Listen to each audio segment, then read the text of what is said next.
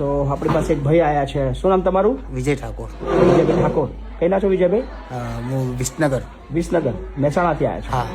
શેના માટે આવ્યા છો અહીંયા? હાર્મોનિયમ માટે.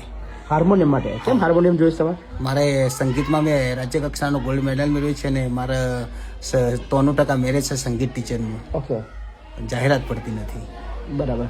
એના માટે આવી છું. તો તમારા હાર્મોનિયમથી શું થશે તમારું? હાર્મોનિયમથી સરજીમાં મારા પ્રોગ્રામ કરી શકું અને હું 5 પછી કમાઈ શકું. બરાબર. મારે કોઈની આશા ના રાખવી પડે. તો તમારે કામ કરવું છે. હા.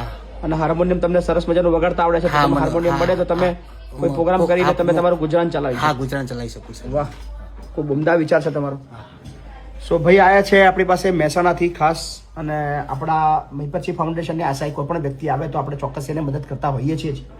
સો ચોક્કસથી તમને તમારું હાર્મોનિયમ પરમ દિવસે મળી જશે. હા, વાંધો નહીં સર. આજે કાલે રજા છે હા. એટલે સોમવારે હાર્મોનિયમ મંગાવી લેશું. હા, વાંધો નહીં. મંગળવારે તમે હાર્મોનિયમ લઈ જજો. હા, વાંધો નહીં સર. બરાબર. થેન્ક યુ કહી દો અમને. Thank you.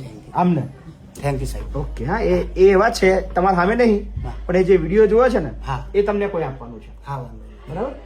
તો મંગળવારે તમને સરસ મજાનું સારામાં સારું હાર્મોનિયમ તમને હું આપી દઈશ. હા, વાંધો નહીં સર. સો જે વિડીયો જોઈ રહ્યા છે બહુ ગજબની મદદ માગી છે અને આપવું જ રહ્યું. સો કદાચ કોઈને આના ભાઈ દાતા બનવું હોય તો ચોક્કસથી સંપર્ક કરજો. બાકી મંગળવારે ભાઈને હાર્મોનિયમ આપણે આપી દેવાના છે. Thank you. Thank you.